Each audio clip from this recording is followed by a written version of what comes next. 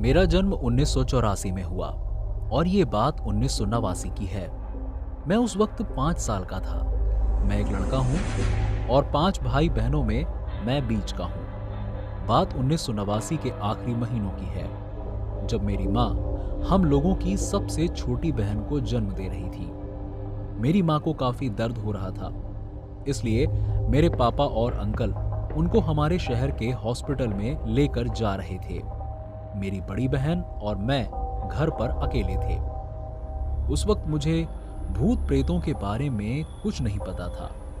मुझे कोई अंदाजा नहीं था कि माँ के जाने के बाद से कितना समय बीत चुका था, मगर उस वक्त रात के करीब 12 बज चुके थे। मेरी बहन सो चुकी थी और मैं सोफे पर उसके बगल में बैठा हुआ था।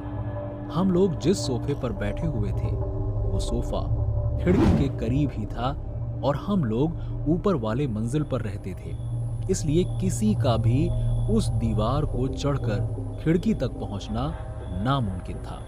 तभी मुझे बाहर खिड़की पर किसी के हाथ पीटने की आवाज आई। वो किसी बच्चे का हाथ था और खिड़की पर उसके हाथ की कलाई के ऊपर का भाग ही दिख रहा था। शायद मैं बच्चा था, इसलिए मुझे पता नहीं था कि मैं क्या करूं। मुझे ये भी नहीं पता था कि डर क्या चीज होती है। मैं सिर्फ उस हाथ को देखता गया और उसी वक्त मुझे लगा वो हाथ मेरे माँ के होने वाले बच्चे का होगा। मुझे ठीक से याद नहीं कि उसके बाद क्या हुआ।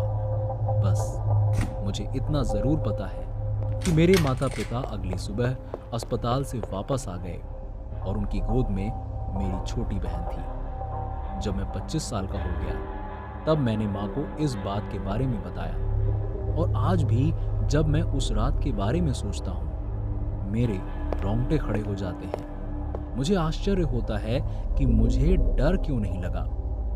शायद डर को महसूस करने के लिए मैं उस वक्त काफी छोटा था।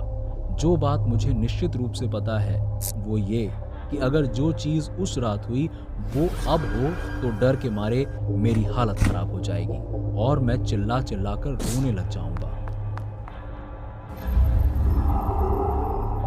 खत्म।